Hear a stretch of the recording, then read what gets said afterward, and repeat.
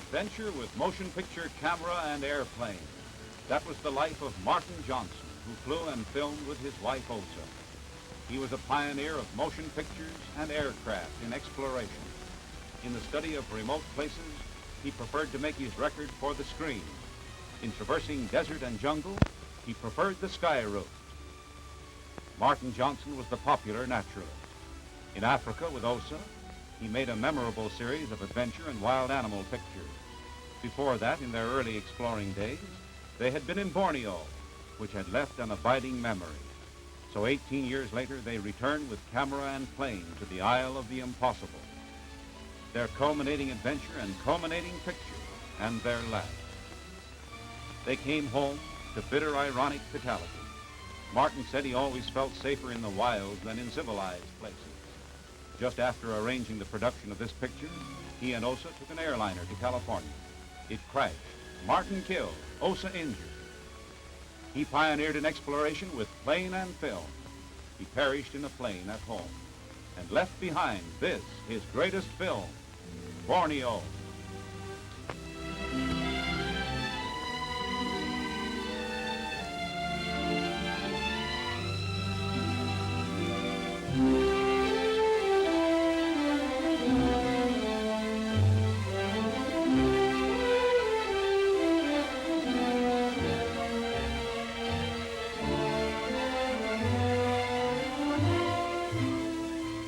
Geography dictated their first exploit. From Singapore, the crossroads of the world, their destination was the other side of Borneo, across the China Sea, then across the giant Savage Island by the sky route. In that plane, they flew on many a great adventure in their African years. Now it is to be the spirit of Africa winging across Borneo.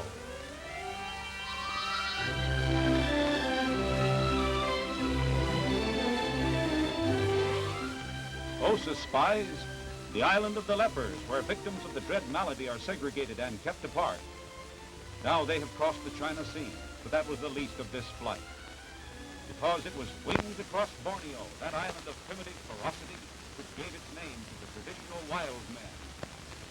Legendary with the terror of Dayak pirates, the jungle land of headhunters. No such flight had been made before. So perilous, the British authorities said no, and at first refused a permit. Borneo is divided between the British and the Dutch.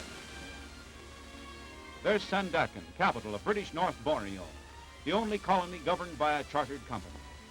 They were not looking for towns. So on over the jungle, teeming with the fantastic life that makes this the Isle of the Incredible. The Kimabatangan River, that's their adventure trail. Far up the stream, they will find the darkest depth. So follow the Kimabatangan. It's a stem winder. It winds all over the place. The rivers in Borneo are like that, meandering almost in circles.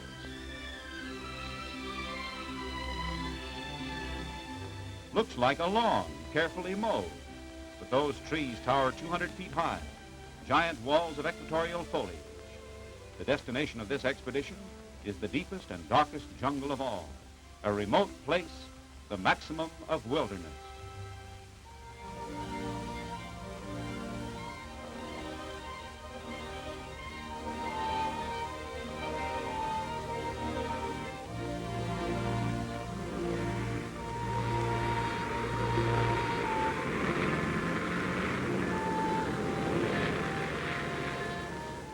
Waterways are about the only way that they can get anywhere in this world of towering thicket. The rivers, likewise, are the only landing fields, and pilot Jim Laneri had better be skillful, here where the flying fields are jungle streams. The river dwellers here are the Murus. Along the coast, the natives are of the Malay race, sea-roving conquerors. Here in the interior are the older and more primitive tribes. Headhunters they used to be, and maybe still are. Osa finds their language utterly strange, but a stroke of luck.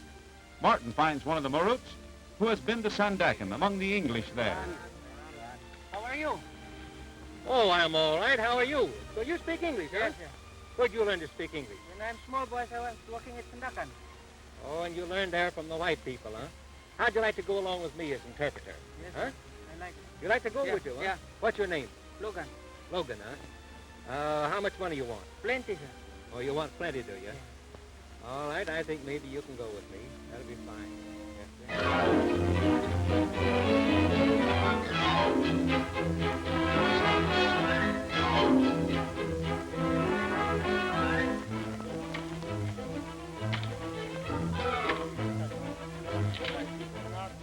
Expedition headquarters is to be deep in the jungle. So push on. Snakes, flying snakes, serpents on wings. This island of the unimaginable abounds in reptiles. They're weird, fascinating. They're poisonous, not so fascinating. And they fly.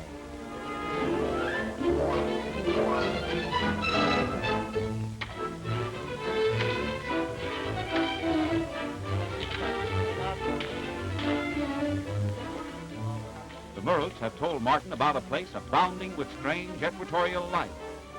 Look out for the equatorial life. There's some of it. Osa is brave, not afraid of a mouse, but that's no mouse.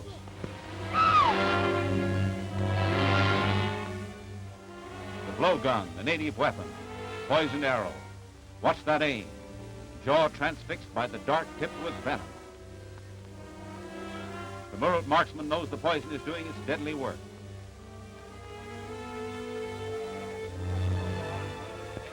They cut their way for hours to the haunted jungle life that the natives have talked up so highly. Say, Logan, wait a minute.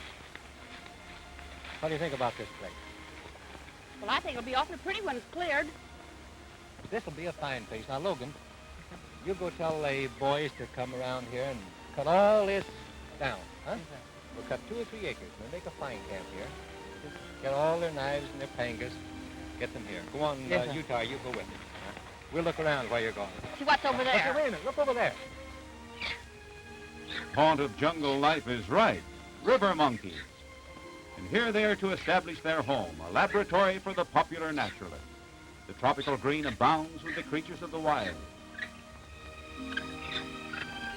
The rare Borneo deer. Here they'll make their headquarters and film with infinite cunning and care shy, wary beasts like this. And curious birds, like the white heron.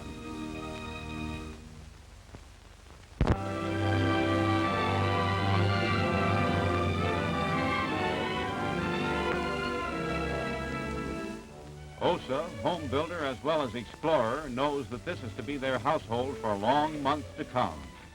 The Borneo jungle is hot, humid, rainy, insect-ridden, and teeming with reptiles. Some of the Borneo tribes are rated the laziest people on earth. Work of any kind bores them to tears. Their principal activity is boating, cockfighting, and gambling. In the bad old days, they were known to wax strenuously energetic while headhunting. They're not so handy at handicraft. It isn't the camera that makes the slow motion. It's just busy Borneo. And that's not handicraft, it's footwork. Fingers so lazy, they let the toes do it. As a headhunter, he's a footworker.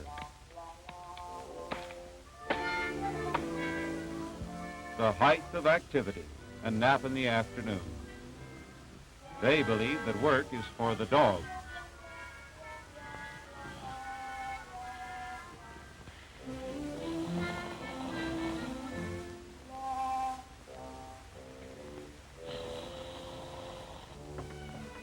They build a raft out of rattan, bamboo, jungle wood. Here. Better put another piece of bamboo right up here. Understand? Right here, huh? The forest abounds with valuable timber, some of the hardest on earth, like ironwood. And the Muruts are skilled in watercraft, born rivermen. We better get about 2 more logs along here. Great big fella, so as to hold this down solid. All right.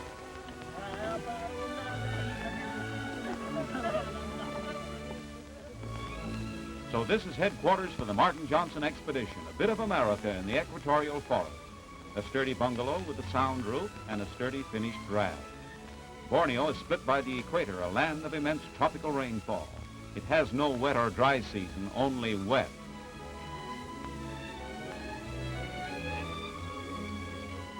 To the Murut natives, this Johnson jungle home is a place of endless wonders, home of white man's magic. They come here for reasons of sorcery, and they take Martin for a medicine man. Great guns, what's that coming? Logan. Sick head hunter. A sick headhunter, huh? Well, he sure looks sick. What's the matter with him? Toothache, sir. Toothache, yes. Well, I don't know anything about a toothache. I can't help him any. I'm not a dentist. Then go to one dentist near the river, sir. How do you know? This morning I heard he's coming. Well, is he a good dentist? But he's a dentist. Oh, he's a dentist, huh? How are we going to get him? You put one flag near the river, he will stop. All right, you go put up a flag. All right. You take the fellow with you. I don't want to see any more of him. The dentists do come to these parts. This one has journeyed up from Sandakan, so he has a sign in English and Chinese. The Chinese go everywhere. They penetrate into the remotest wilds of the East Indies, plying their crafts, including tooth pulling. They are known to put a gold cap on any native tooth, whether it needs one or not. Here's dentistry that makes a dent. And now you'll see what makes the wild man of Borneo wild.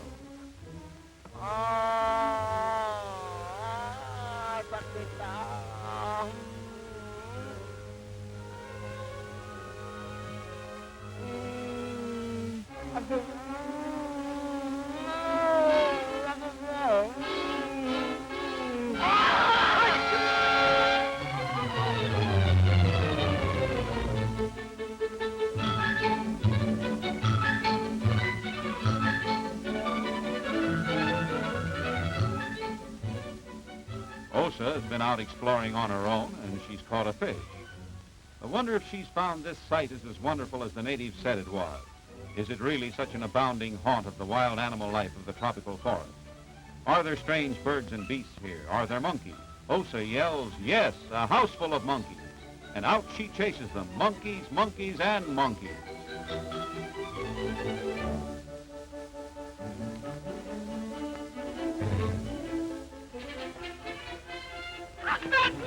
Even a lady explorer becomes just an indignant housewife when she finds her front parlor full of monkeys. Osa is incensed. She chases them in wild confusion. On your way, monks, and don't you stop. Well, there's no stopping them. They think Osa is still after them.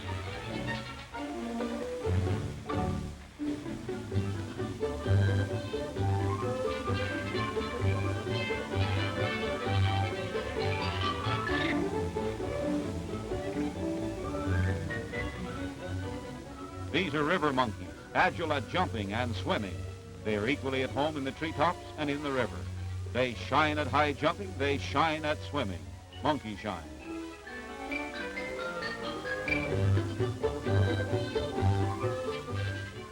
As high divers, they're not particular either. They don't need water at the other end of the jump. Dry land or hard rock will do just as well. They'd dive into a cement pool before the water was let in and like it. Scientists say that there's some element of flying in this, a gliding suggestion of the flying squirrel. They use their tails for balancing, tail swinging around, suggesting a gyroscope. They seem to spread their bodies with some sort of gliding effect. If you don't believe it, you try high diving onto the hard earth.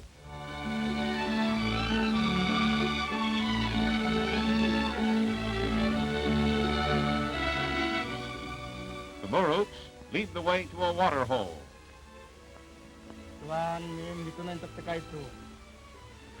There's the place, huh? Well, it looks good to me. Yes, it's a pretty place. The light's good. And you know the natives say that lots of animals come down here to drink. Yeah. Well, I'm going to look around in the jungles, too. I think there's other places probably around here. Ah, gibbon, smallest anthropoid ape. The only one whose nose has a bridge. And a brock monkey, also a baby orang. And then a red monkey.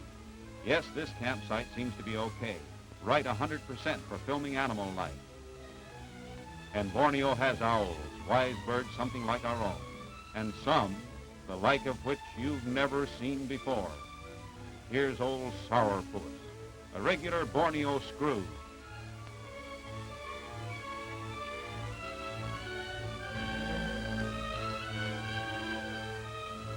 The cuss-cuss is a cute little cuss. A lemur with wide eyes and little vacuum cuffs on his feet. Suckers. Why, he can walk right up a plate of glass.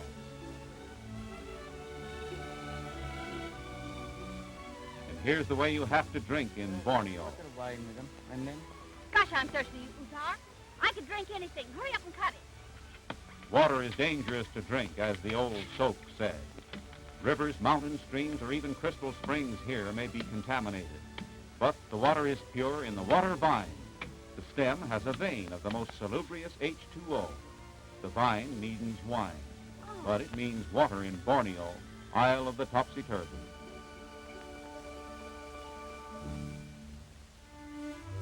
This water hole is a treasure ground for the popular naturalist. Honey bears with thick fur, protection from the stings of the jungle bees. The Brock monkey. Borneo is a dominant haunt for the primates, from the tiny simians to the great apes. And to the water hole come wild pigs. The attraction here is not only water, but also salt. Both a water hole and a salt lake. Surely an ideal location for the camera blind, where from camouflage the telescope lens can study wildlife. The Borneo civet cat, the largest close relation of the common domestic feline, twice as big as the American house cat. A playground for jungle life. And the Brock monkey is renowned as the most playful of its kind. To him, the civet cat is just kitty kitty.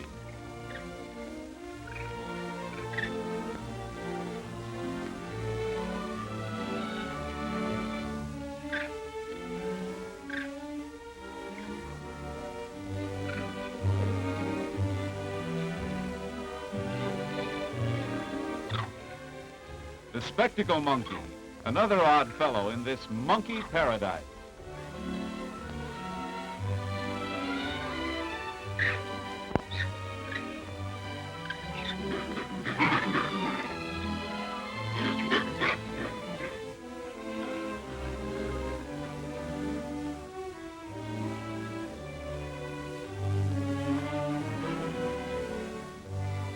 Mr. and Mrs. Gibbon always drink like that, even in a zoo with all civilized conveniences.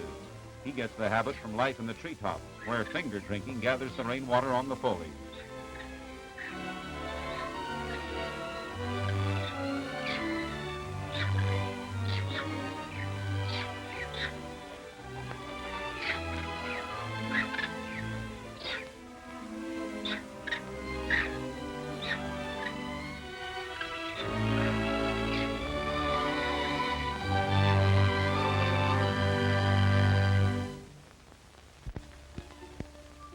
Those two quaint chaps are not Borneo monkeys at all. They're from Sumatra.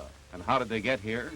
Well, the expedition brought them along, as if there were not enough monkeys in Borneo.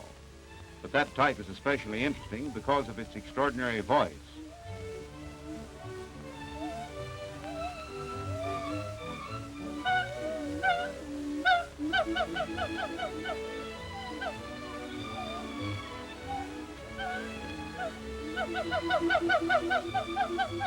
That fellow is a siamang, not a monkey at all, really. He's an anthropoid gibbon. The extraordinary thing about the siamang is the huge pouch that he has under his jaws, like great flabby jowls. That's part of his vocal equipment. Filled with air, the pouch can produce a tone of its own, an auxiliary to the lungs. When the siamang wants to do some special singing, jungle caruso stuff, with an equatorial love song, he punches his pouch to project an added tone.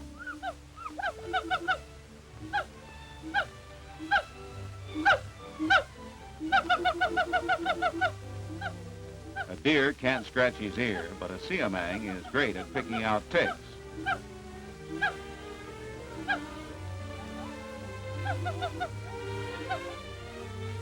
This haunt of the jungle creatures is like an animal man's dream come true. But dreams come more than true in Borneo. This thing was brought into camp by the natives who got it from far, far up the river. Just a baby. A dream come doubly, triply true. Proboscis monkeys, rarest of the rare, and they're being fed the unaccustomed way. With infinite patience, Osa keeps them alive. No proboscis monkey has ever been kept alive in any civilized zoo. Come on, little Far away in the depths of the jungle, way upstream. There, they say, is a whole colony of those rarest of simians, a whole town of proboscis. You stop it. Bad little nose. Bad little thing. Come on. Already, while Osa feeds the babies, preparations are being made for a proboscis hunt. Oh, stop shaking your head. Just a crybaby, that's all you are. Yes, just a crybaby.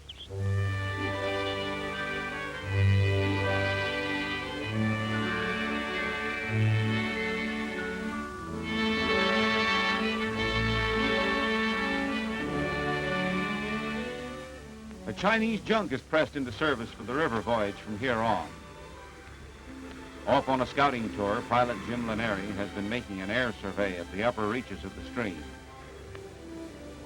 Putting the plane away, Jim reports, forbidding wilderness, stupendous jungle, and the river just a winding maze of treacherous backwaters. He doesn't know if a boat can possibly get through it. But never mind the peril. Here we go, we're on our way. Off by junk and by raft. How could you hold Martin Johnson back when there are proboscis monkeys to be filmed?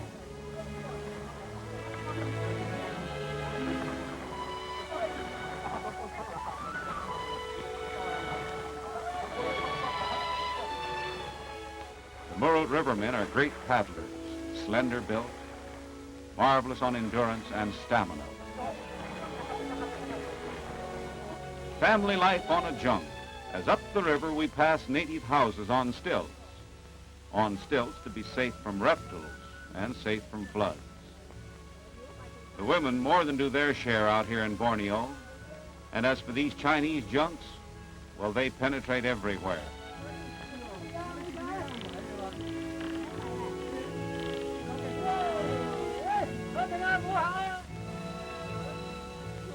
The jungle is growing more dense now, almost impenetrable thicket. On and on we go in the quest for the proboscis monkey deep in his forest lair.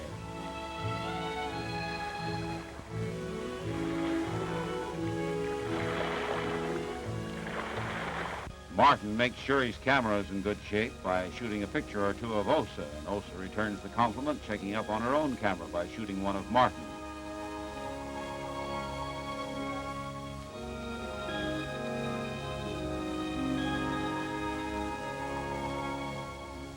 We're in a dark backwash of the Borneo River now. The canoes will have to explore this, so it's paddle and song, the Kimabatangan boatman song.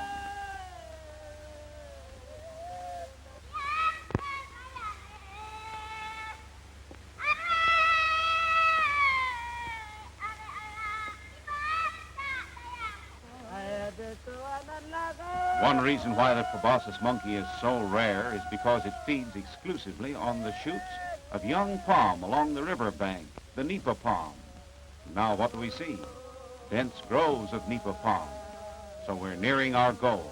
It won't be long until we're in Proboscisville. So up the river and paddle on, boys.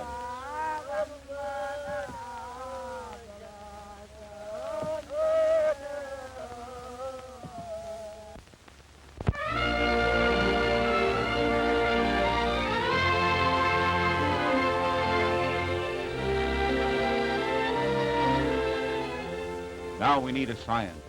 We need a zoologist. So I present that eminent naturalist, Professor Lou Laird. Thank you. It's a pleasure.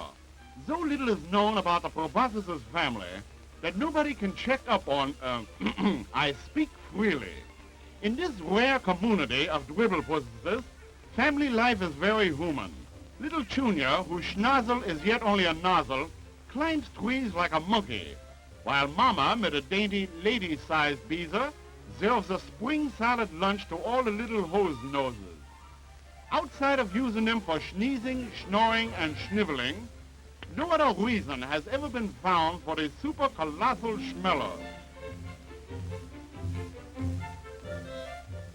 The Durante family, the proboscis family, is very heavy eaters.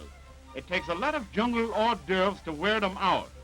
Notice the perfect rhythm of their snoots, how the nose beats time with a master. Zit? Swing it, sister. Human beings always connect noses with being curious, inquisitive. But these Borneo scoop noses is very exclusive. With a puss like theirs, you wouldn't be a good mixer either. These are the faces that you always remember, but you don't know where to put them. Everything ain't always hunky-dooley with the proboscis family. They're like any other married people. So far, you ain't seen the papa here. He's late for dinner again. That's why Mama is always looking around. Only Grandpapa is home to protect them. Hey, Grandpop. You got a flat. Still Papa ain't home yet. He must be out with the boys again, drinking palm juice. Yep, she sees him on the front step. Plastered. Look at that souse. He just stuck his nose in the lodge and they filled it up. Ain't you ashamed? Disgracing the family. I hope you get hay fever. Yeah, Mama, that's him. Hide the children. He's coming out of it. No, he ain't sick. He's just got the nose jitters. Look how it twitches. If he hiccuped, it would knock his teeth out. Boy, is he in the doghouse. She's so mad, she wouldn't care if Grandpop zocked him in the nose. And I wouldn't give Grandpop any credit if he missed it. Look, now he's got the DTs. He sees little pink men running around. Tomorrow, he'll say it was something he ate, no doubt.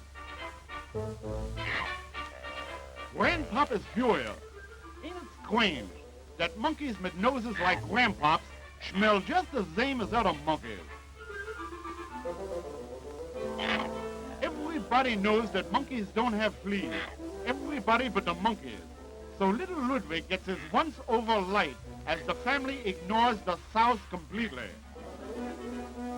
All but Grandpop, he never forgets.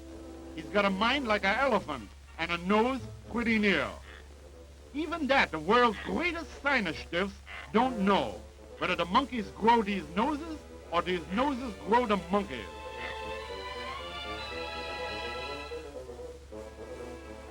Look, Schnarzola Durante is still at it. Ha-cha-cha-cha-cha-cha. So Palm Juice Jake comes out of it, empties the icebox, and wonders what the chances is to go back with his family. Heavy, what a hangover. But even as you and us, he's still in the doghouse. She won't talk. So what?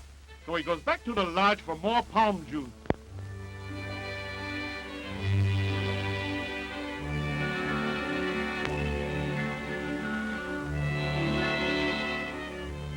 I guess we don't need the professor now.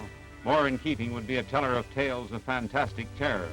From this point on, the Martin Johnson expedition is bound for the headhunter country.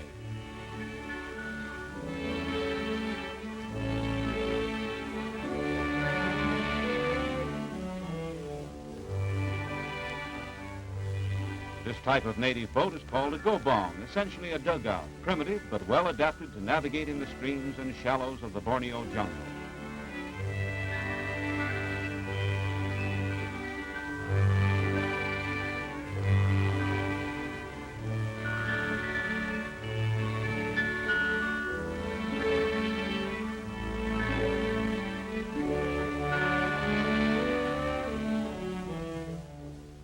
Borneo water turkey. The endless walls of jungle unfold. The equatorial forest of palms and ironwood, and equally hard, the tembasu, bamboo and rattan, and the spreading banyan tree. All dominated by the towering tipang tree, monarch of the jungle.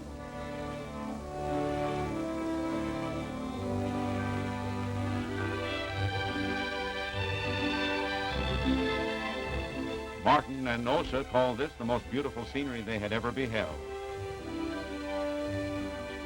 Beauty, yes, and fantastic. Here in this isle of the undreamable, nature plays some of her weirdest pranks. We're approaching one now, and prank is right. A freak of nature.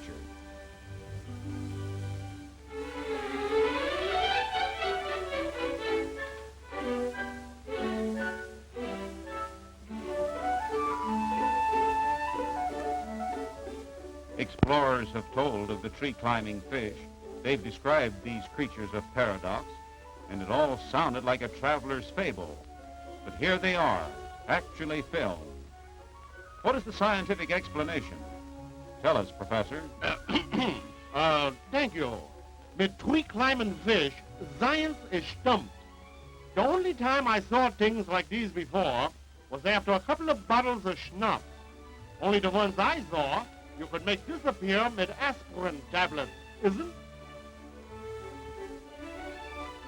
They're real fish, too, and not exaggerated tadpoles or lizards. These are precisely the same order of life as trout, swordfish, or sea bass. They've become adapted to the conditions of the Borneo jungle, sudden floods, pools that swiftly dry up, fish left stranded on land. Nature has adapted them to that, and as the shore is a tangle of trees, branches, and roots, the fish have got used to the trees. This is a living example of the probable way that terrestrial beings came into existence on this planet.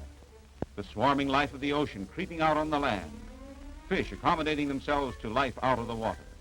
You can imagine how in an eon of time, these paradoxical creatures may lose the way of the water altogether and develop into creatures of the land. And sure enough, they actually climb into the lower branches of the trees. So they are tree-climbing fish. They're a tall story come true, but then so is all Borneo.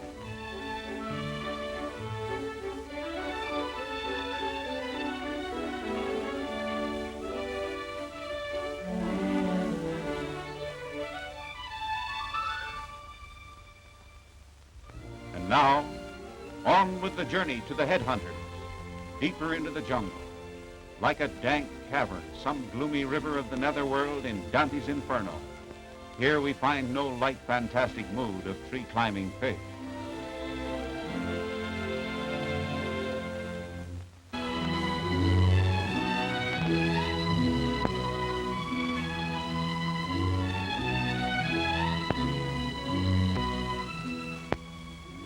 This long arm of the river, this meandering trousson, has taken us to another odd curiosity. Borneo streams and rivers, salt marshes, inland extensions of the sea, and brackish estuaries are spawning grounds for strange freaks of natural life, like oysters growing on trees. The natives collect the shellfish as if gathering fruit by lopping off limbs clustered with oysters. They don't actually grow on the trees.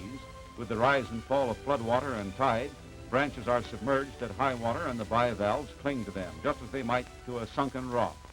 When the water recedes, they are left high and dry out on a limb. They don't spoil, they live and flourish. Nature has adapted these oysters to a tree-growing life. Is that right, Professor Lowell? Yes, sir. I never heard of trees and oysters being so attached to each other. But that proves nothing. Lots of things you don't like at first, but they grow on you. I have spoken. Well, on the half shell, they're about the same as an American oyster, only a bit larger and just as tasty. In Borneo, they gather their seafood courses from trees. That's very plausible. But this is the first time I ever seen an oyster with a handle on it. I thank you.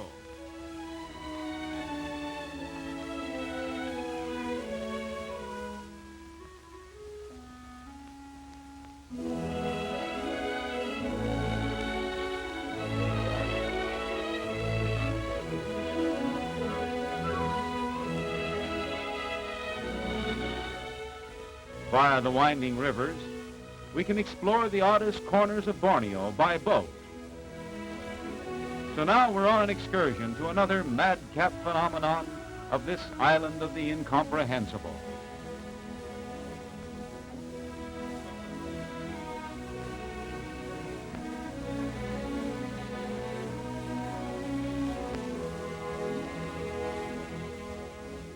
Through the unending jungle, the tropical forest that chokes this equatorial land, on to more Borneo madness, vast caves that provide the height of luxury for a Chinaman's banquet, stupendous grottos that yield treasures for celestial feasting.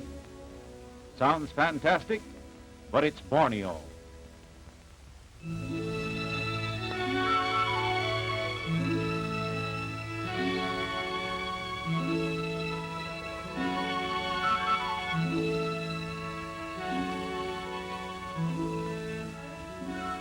That yawning entrance is 200 feet high. Inside, the ceiling of the cave rises to 400 feet. From the blackness within, the outside world makes a picture of dazzling brilliance. The limestone grotto is so stupendous that this is virtually a hollow mountain. What lives within the eternal black? Birds, millions of birds.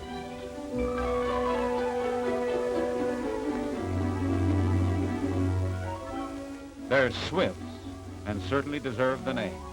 Streaks of speed, those clouds of innumerable swifts.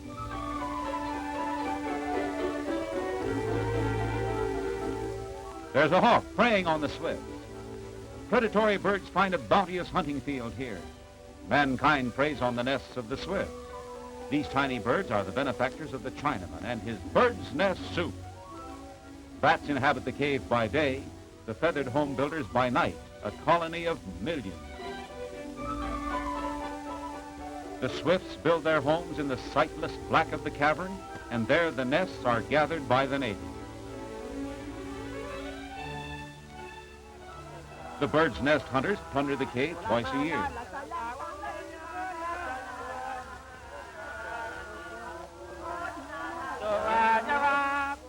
The caravan carries its loot to a government post. The trade in nests from the caves of the swifts is strictly regulated by the government, the second largest industry in Borneo. The take of a semi-annual expedition like this may be valued as high as $100,000. The government claims half, and the hunters get half. An inspector grades the nests for quality, and that provokes many a loud Borneo argument. Saya boleh minta RM1.20 satu kati. Suka tidak? The birds cement their nests with a kind of mucus saliva. That's the essence, the prime ingredient for the Chinaman's soup. White nests are best, no feathers in them. They have sold as high as $30 a pound. The blacker the nest, more feathers, the poorer the grade, selling as low as 60 cents a pound. Plundered from Borneo birds, these are Epicurean tidbits for the banquets of distant China.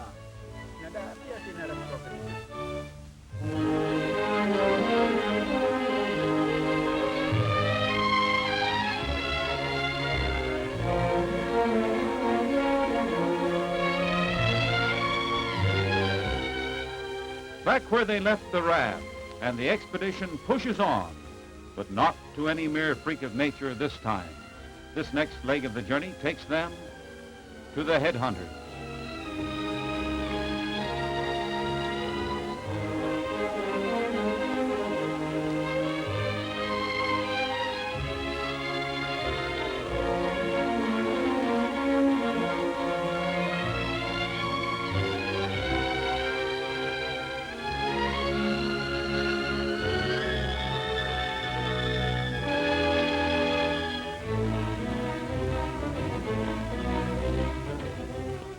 The current grows swift.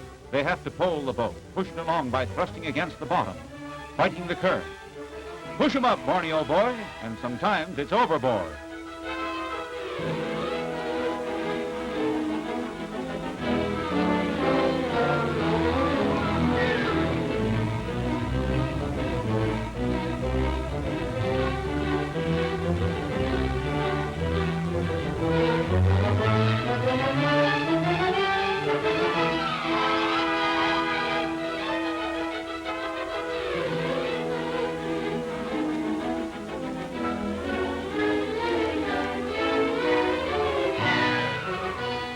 The home of the headhunters is far, far upstream. The river, rushing from the highlands, becomes a cataract. It's hard going for the boatmen. They can make scarcely any progress. Every ounce of strength is needed to drive an inch forward, and sometimes they don't go forward at all, but are swept backward.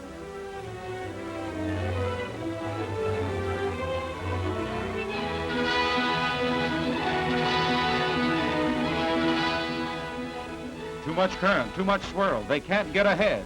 Can't even get ahead in the land of the headhunters.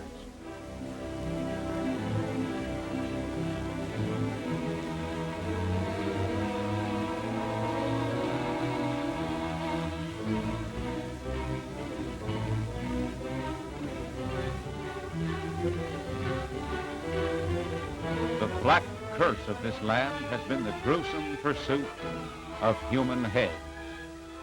That's what gave the island its reputation for ferocity and created the legend of the wild man of Borneo. British and Dutch authorities have labored to stamp out the dread practice in their territories, head hunting severely punished. But secretly that old custom of horror still survives in the remote jungle. Cases still come to light of the savages taking heads.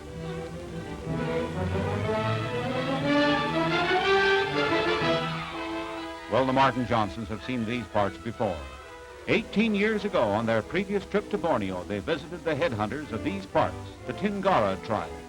The Tingaras were of evil notoriety as cranium snatchers in the times gone by. Presumably, they've stopped the practice now, though you never can tell.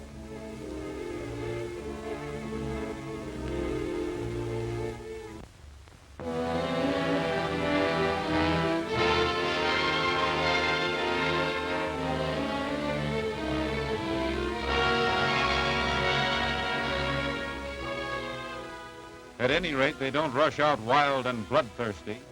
The headhunters of Borneo always were known to be good-natured, peaceable, timorous, almost cowardly. Mild people, nice people, except for headhunting. And there he is, the chief. Yeah,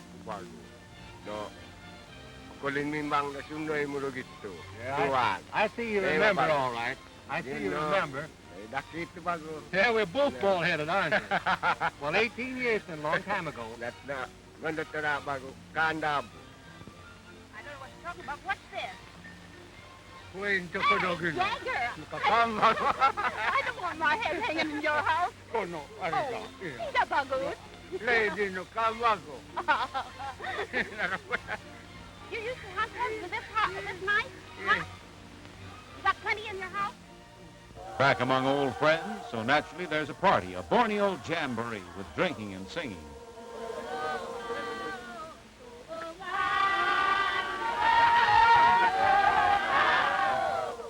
They chew tobacco, also the narcotic betel nut. That's what stains their mouths.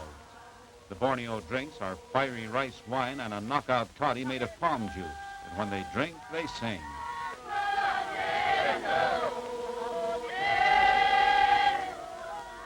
They look hardly fierce enough to be headhunters, but that hideous custom was not warlike ferocity. It was superstition, the fear of evil spirits, propitiating the supernatural. They worked themselves up to a headhunting frenzy by superstitious rites, traditional chants, and the drinking of the palm toddy, like this.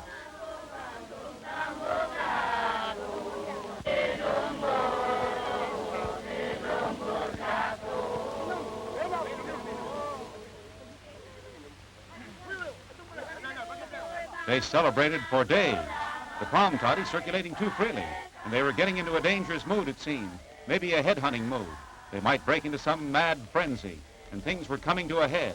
So while this continues, Osa has departed. She's gone downstream by boat to the base camp to return in the airplane and try and get the expedition out of this rather embarrassing situation. And here the giant bird comes winging. Pilot Jim Laneri has practiced the art of landing on Borneo rivers. Risky flying fields, those winding, treacherous streams. Submerged floating logs are a peril out there.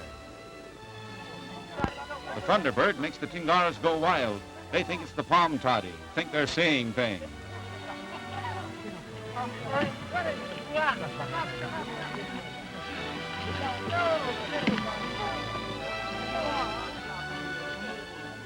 In all their weird legends of ghosts and witchcraft, there's nothing like this.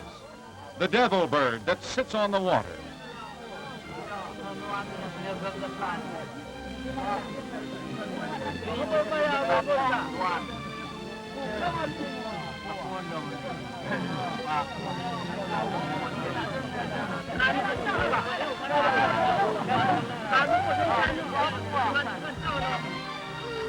The climax of the headhunters' celebration, the magic dragon, and the water is full of Tingaras as they swarm to the plain.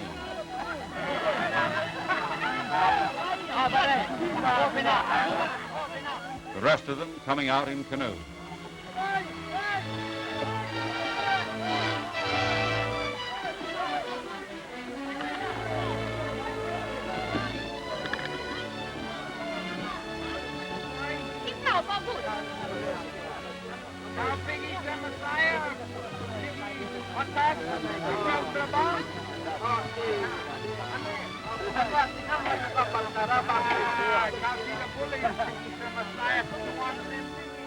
Maybe it's time to be going. They might decide to take the head of the Thunderbird. We'd better take off.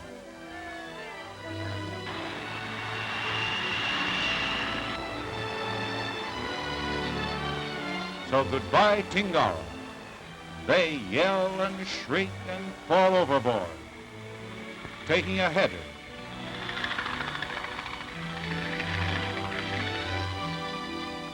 They fly downstream to the raft, which they left tied up in the river. There's the raft, and it looks like home, a relief after a case of jungle jitters. What next? Some new portentous episode? They're in for what seems like a mere gay interlude, and cannot guess that this will lead to the culminating jungle drama.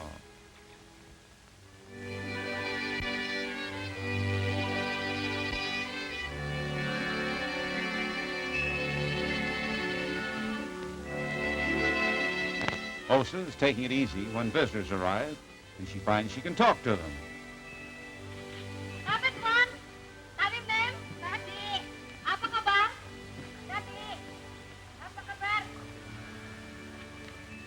Having been to Sandakan, Bohari and Gila are vain of their knowledge of English. Pigeon. Abi, ma'am, Sabe, where you go? Why, you speak English. Yes, I speak English very much. Well, where'd you learn English? Oh, I've been Sandakan long time. My father, he catch animals, and I go with him for to sell. And I learn to sing and dance, and I learn to talk English. All time, everybody. Where do you live? No long way. You want to come look see? Yes, sure. Where you live, up here? Yes. Long way? No long way. All right, come on, let's go. Sure, let's go. Come on, Logan.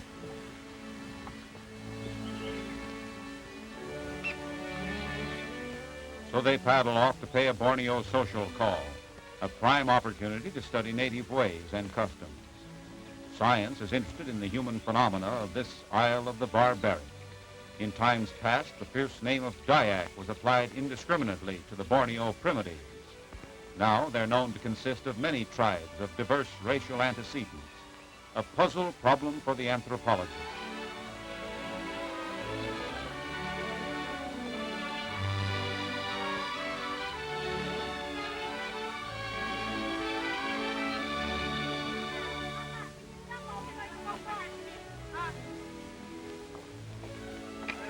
Here, they're fraternally received by the Borneo collector of wild beasts and his retinue, as one animal man to another.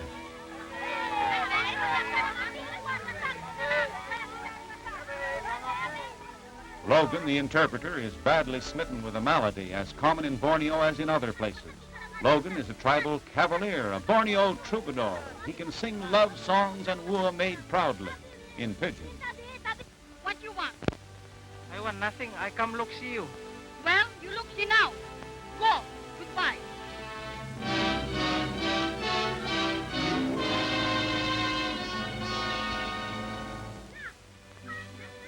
Native life at its most characteristic, a study for the ethnologist, here where the Borneo animal man has his headquarters and where his daughters roll their own. It's native tobacco. The cigarette paper is the leaf of the nipa palm. The sociologist observes that women enjoy a modernistic degree of freedom on this island of paradox. They take a lively part in village life.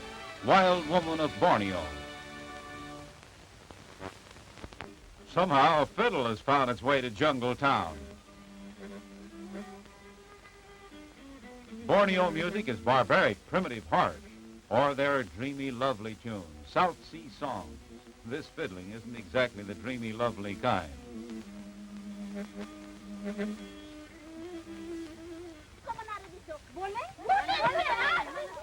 ready for a festival in honor of the Martin Johnsons, a climax in this study of native customs and culture. They've invited other river tribes to come to the party. Now science can go deep into tropical anthropology, can make a profound analysis of Borneo ethnology. So let's have the scientific aspect propounded by that distinguished anthropologist and ethnologist, Professor Lowell. Thank you. Borneo ethnology begins with the Malayan gamelan's music and legendary dance dry. She certainly does. Hey, Uncle Philip, where are you going? Oh, more ethnology. Schlitzen out for a little jug guzzling. And it's that liquid dynamite. You gotta pour water in it so it don't blow the jug apart. This is more habits than customs. Drinking up the party. Anybody don't like that club life is crazy.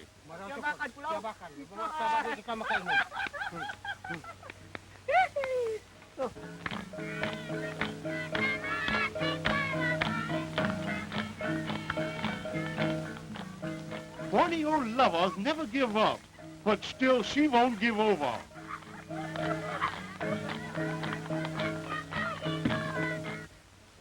Hey, fellas, somebody's coming here.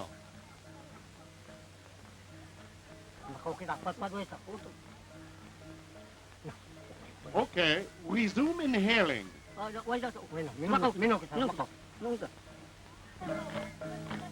So this is Borneo, where the wild men come from. They're foolish for leaving. What a party.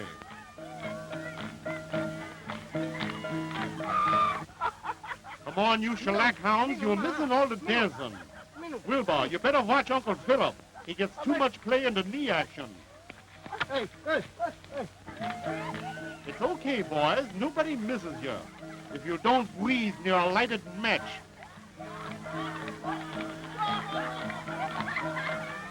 Even with primitive people, the show looks great if you're full of schnapps.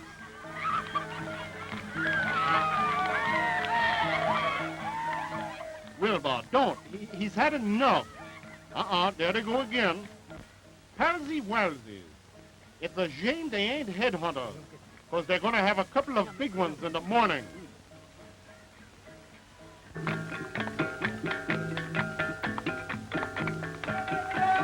ahead, Gila. Don't be bashful.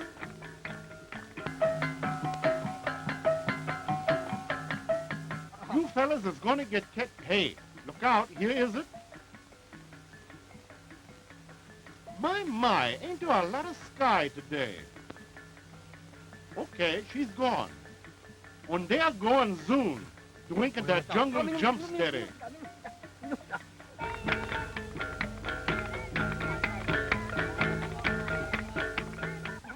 Oop, they touched bottom. Look at them, fit as a fiddle and ready for wrestling elephants. Listen, Borneo hillybillies.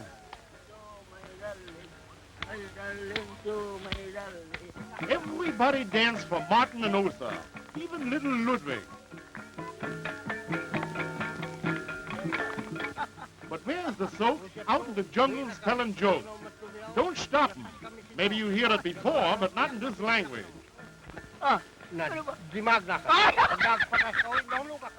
Wilbur, don't. You got Uncle Philip hysteria tickled.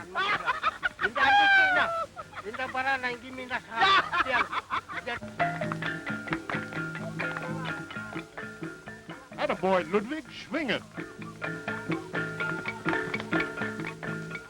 Wilbur's got 1 million of them. So when the husband came home...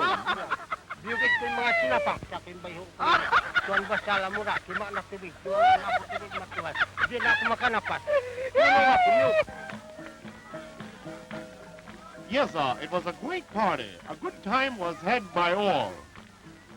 Wilbur and Uncle Philip went out like wet matches.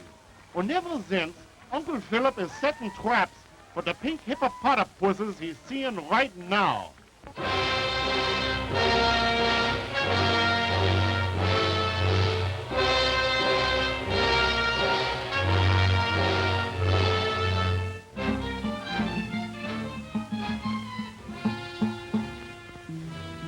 The jungle giant has been spied. Long a terror of the village, They call it the Devil Beat. Tuan, the orangutan spoil one village. All men afraid. Tuan and men come, men not afraid. Well, what's the matter? These people here don't catch him. They're trappers. Who can shoot devil? Nobody can catch devil. Well, come on, let's Same go like and ghost. catch him. All right? Yeah, All the right, boys will go. okay. Now, here. You go back there to camp, get Joe and Jim, Tuan, get all the boys, Tuan. and we'll go out and see what we can do. Now, hurry up now, quick. They're going to hunt the orangutan, and they're going to do it the Borneo way, with a net. The monster anthropoid has repeatedly terrorized the village and defied the native hunters. Now, bucked up by the leadership of the white man, they are all nerved to track down the wild man of the forest. Native scouts have reported the orang to be in the deepest of the thicket. It will take all sorts of toil and cunning to bring the beast to bay and snare him in their net. And it may take days.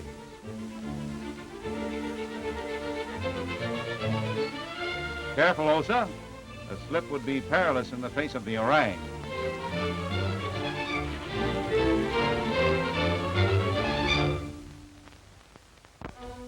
The trail is hot. The orang is near. There. That's the first glimpse. The wild man of the forest. Look at him climb. The orang is more a creature of the treetops than his cousins, the chimpanzee and the gorilla. His home is at the roof of the jungle, and he sure knows how to get there.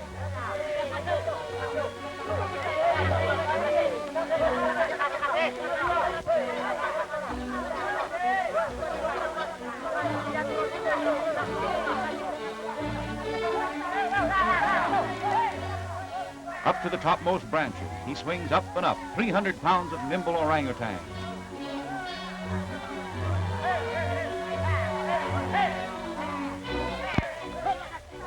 They see that he's a huge male, and that makes it pretty sure that we're in for a formidable battle, for the male orang is one of the fiercest fighters on earth.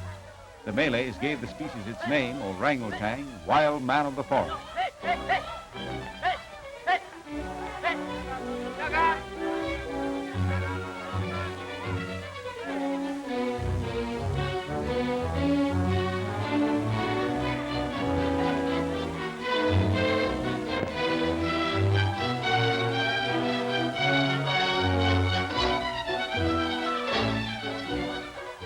How are they going to get him? He swings through the trees with the greatest of agility. Why can't he light out through the treetops and just keep on going?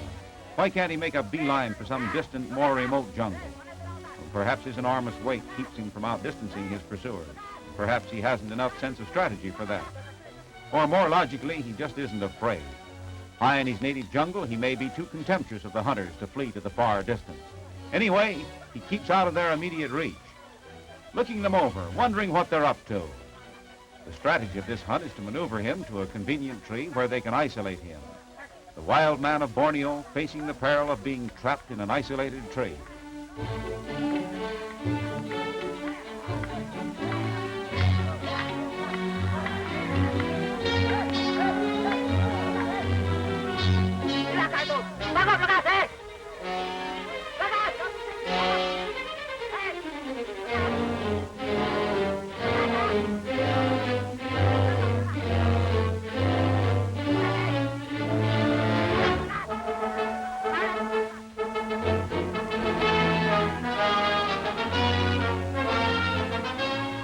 Looks as though they've got him cornered this time. There's a wide space between the trees. He's been maneuvered to a place where apparently it's impossible for him to jump from one tree to another. Watching. He seems puzzled. Can he make it?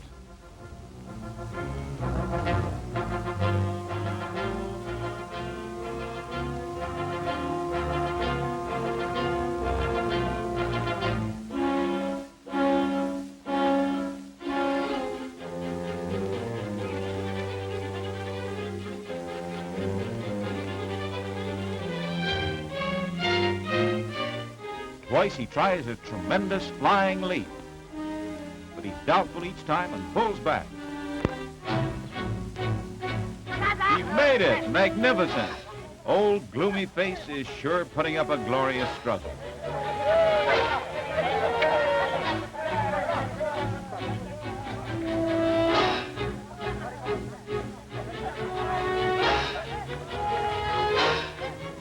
The men are chopping down some more of the trees, trying to isolate him, clearing away the trees so he can't escape, cutting an open space all around him, hoping it'll be too wide for any jungle leap.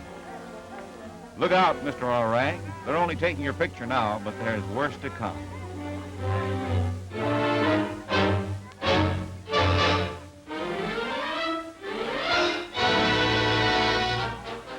They're going to chop down the one you're perched in, and then what will you do? Down goes his tree.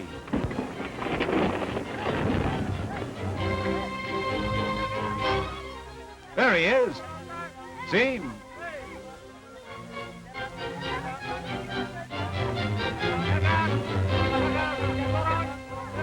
Aha, he breaks away, crashes through the fallen foliage. They chase him with the net, hope to snare him, but they're not too anxious to get near him. Up a vine he goes, up into another tree. The wild man of Borneo at large in his jungle again.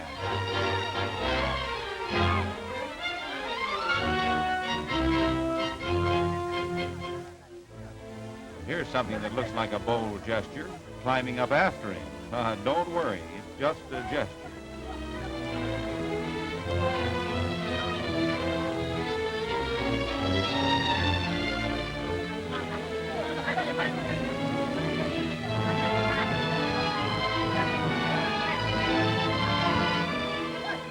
Chopping down still more trees.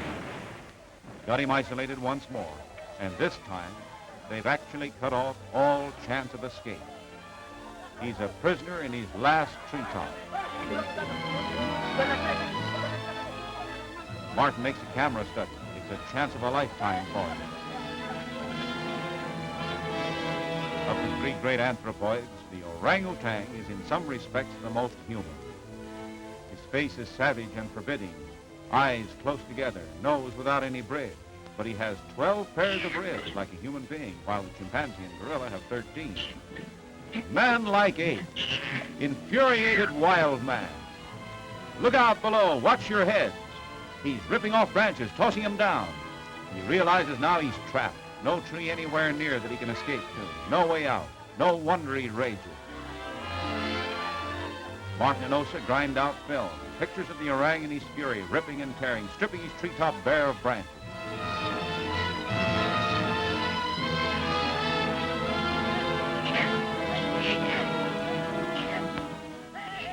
They tear away the jungle growth and clear an opening space of several acres around the tree.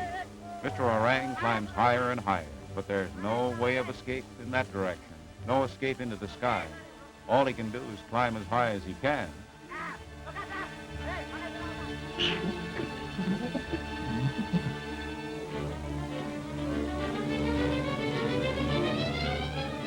This time, they're not going to cut down the tree. The strategy is different. They've got him treed. They're going to keep him there. They're going to try and wait him out. They think that, well, perhaps he'll lose his patience and dash down out of the tree.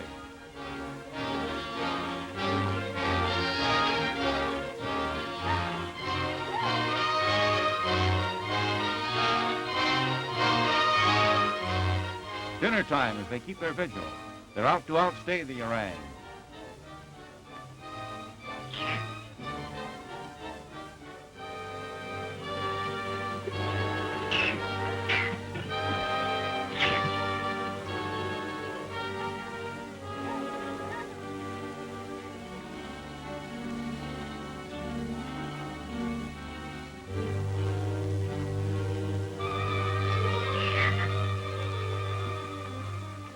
Camping out, night coming on.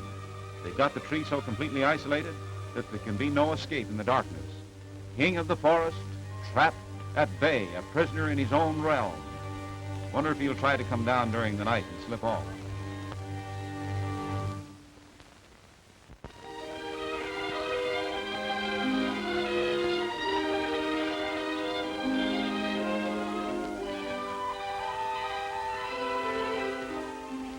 Is he still there when dawn breaks? He sure is. In fact, he's still asleep. How can they get him out of the tree? Well, they try something new this time, something strangely modern to startle Mr. Orang and drive him down, the airplane. That ought to frighten him to earth. Instead, he just sleeps on. The plane almost grazes him. Still he sleeps, or pretends to. forest giant and the ultra-modern of the machine age. The plane again and again skims the treetop, but instead of being terrified, Mr. Orang merely growls his wrath.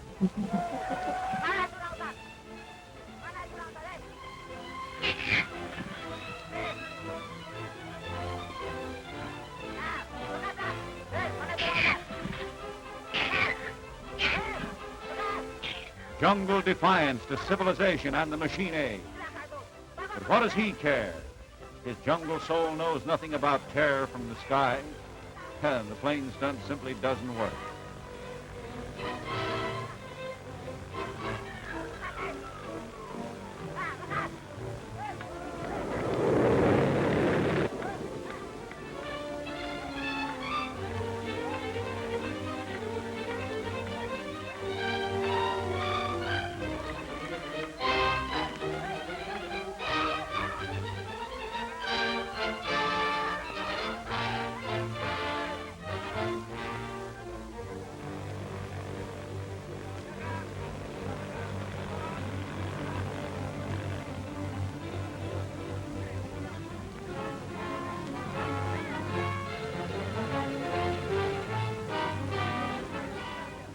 So now let's try the native way, ropes and nooses.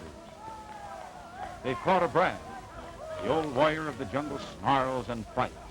He doesn't know what it is, but whatever it is, he doesn't want it. He doesn't know that they're trying to snare him in a loop of rope, trying to drag him down. And while they tug at the tough, wiry limb, he vents his fury on that rope.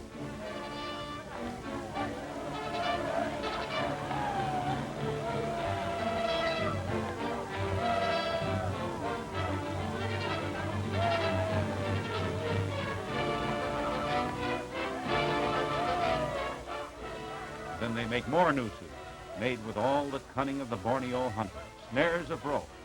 But the orang hasn't figured it out. What does he know about slip knots? But he does know that it has something to do with his enemy, that it's a human trick, something to get him.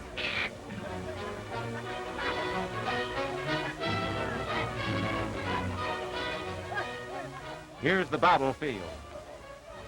From the ground to the highest treetop.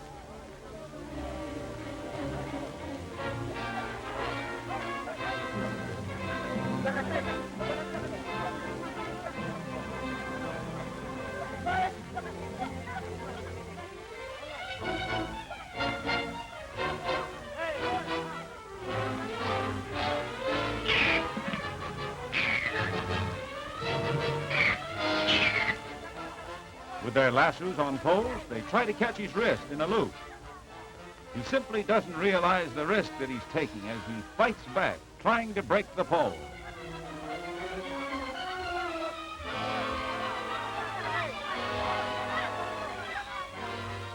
They have the cunning, he the ferocity. Look out, old boy, you'll get your hand caught.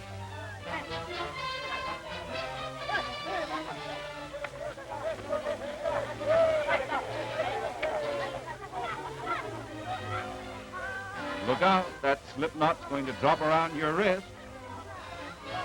Sure enough, it does.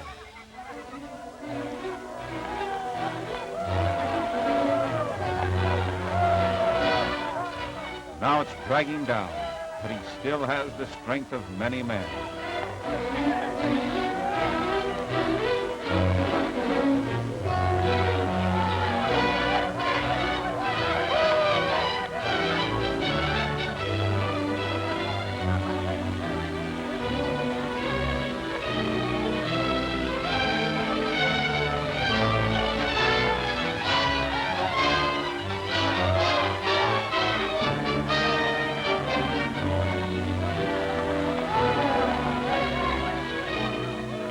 What an incredible fight he puts up.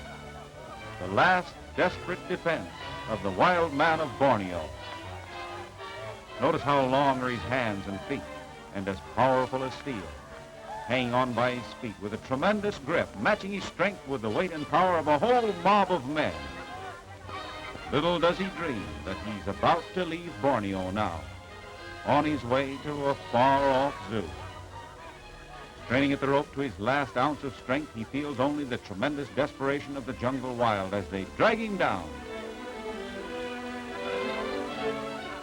wild man of Borneo playing the game out to his last gasp. And then, down he comes.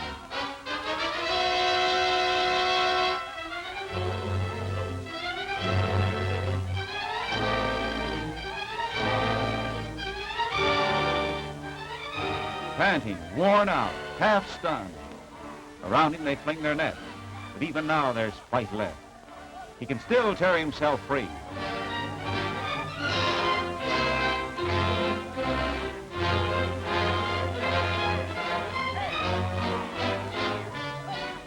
Vanquished at last.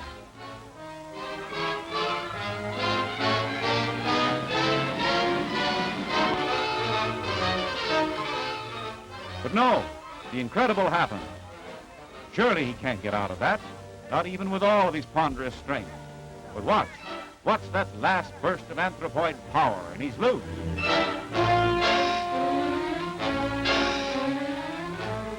That was glorious, just one final fling. But now, the jig is up. Winding, tangling, imprisoned in a net.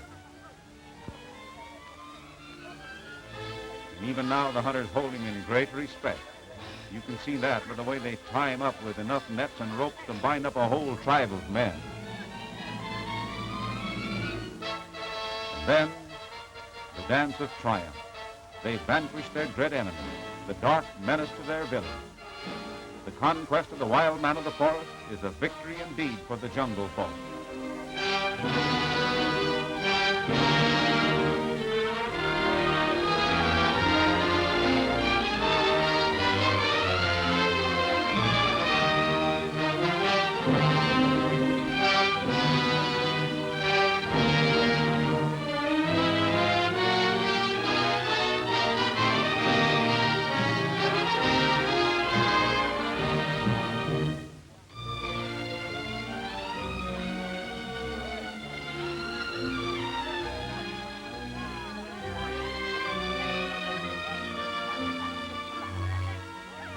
Giant is right. There's a lot of orangutan in that net.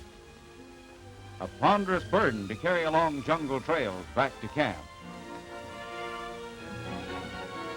To Martin Johnson, it was indeed a memorable experience, leading the tribesmen of Borneo against the wild man of Borneo. And it left an abiding impression on Martin, the forest men against the great forest ape. Now it's the cage for the orang. They're careful with him, for he's far from subdued.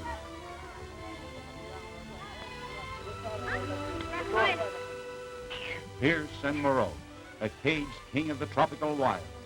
What a magnificent prize for a zoo. In some faraway American city, visitors will gape at him. Children will chatter and marvel at the monster. He'll munch bananas and idle the day long in his den. He'll be in an anthropoid paradise then. But a newly captured orangutan doesn't look that far ahead, doesn't know all about that, and he rages with the dark, unregenerate soul of the jungle.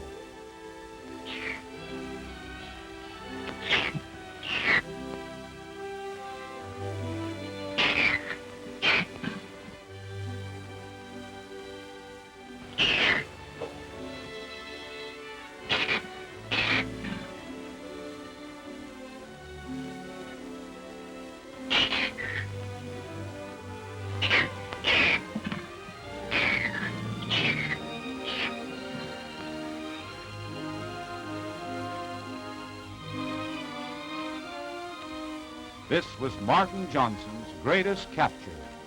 That somber, scowling face stands for Borneo, the climax and close of a great career, the career of the popular naturalist, Martin Johnson.